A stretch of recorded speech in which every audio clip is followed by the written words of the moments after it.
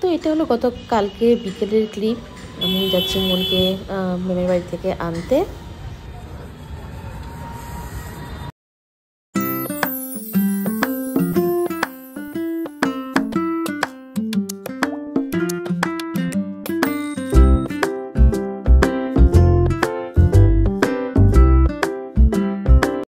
আজকে হলো গিয়ে শুক্রবার, দুদিন তো বুলটির মা আসেনি, মানে মঙ্গল বুধ আসেনি, কালকে এসেছিল। কালকে আবার বিকেলে ফোন করে বলছে আমার খুব জ্বর, আসতে পারবো না। কালকে সব বাসন টাসন মেজে রেখেছি, যা যা করতে লাগে। পরদিন সকালে বাসন টাসন মাজতে একদম ইচ্ছা করে না আমার। তারপর কালকে বিকেলে মা ওরা চলে গেছিলো, তো রাতে খেয়ে টেয়ে সব বাসন টাসন মেজেছি। আর আজকে আমার আমার রান্না কিছু নেই, কালকে রাতে তরকারি টুকটাক আছে, হয়ে যাবে। একজন মানুষ মুনুল রেডি হয়ে গেছে, আর মুনের আজকে টিফিনে দিয়েছি হলো গিয়ে দেখাই। কালকে দীপন আলু আর ফুলকপি ভাজা করেছিল, এটা আছে, বেশ ভালো হয়েছে, অরিগেনো চিলি ফ্লেক্স দিয়ে করেছে, দারুণ হয়েছে। আর পরোটা আর দুটো পেঁয়াজ হয়ে গেছে। আর এদিকে হলো গিয়ে দীপনের টিফিন, পরোটা, ডিম পোচ, বেগুন ভাজা। আর এখানে ডাল সিদ্ধ হচ্ছে, মনকে ডাল সিদ্ধ দিয়ে গরম গরম ভাত দিয়ে খাইয়ে দেবো স্কুলের জন্য।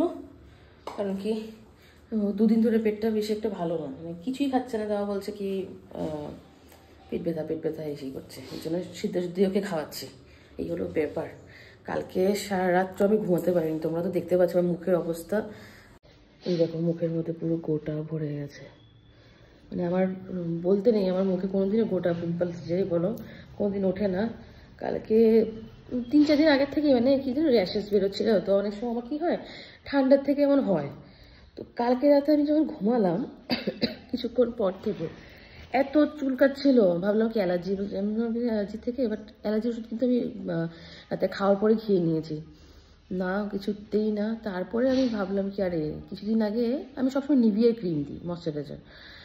তো কালকে দেখি মানে এই 3-4 দিন আগে আমি হিমালয়ের ক্রিম কিনেছিলাম, ময়শ্চারাইজার ক্রিম, এটা দেওয়ার পর থেকে দেখি একটু র্যাশেস। তারপরেই কালকে তো মানে এক্সট্রিম লেভেল।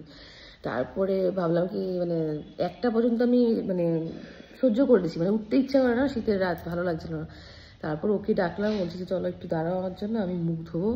তারপর ফেস ওয়াশ দিয়ে মুখ ধুলাম, ধোয়ার পর মানে অনেকক্ষণ ধরে জল দিচ্ছিলাম, ঠান্ডা জলটা দিলে ভালো লাগছিল।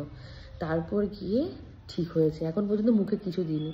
এখন ভাবছি কি ওই নিভিয়া কী বলে হিমালয়ের যে ক্রিমটা এনেছি ওইটা দিয়ে নিভিয়া ক্রিমই নিয়ে আসি। মানে কী অবস্থা, এই যে মানে ক্যামেরা ঠিক করে হয়তো বোঝা যাচ্ছে না, বাট খুব বাজে অবস্থা। এনিওয়ে যাই, সব কিছু রান্নাবান্না শেষ করে পরে আমার তোমাদের সাথে কথা হচ্ছে।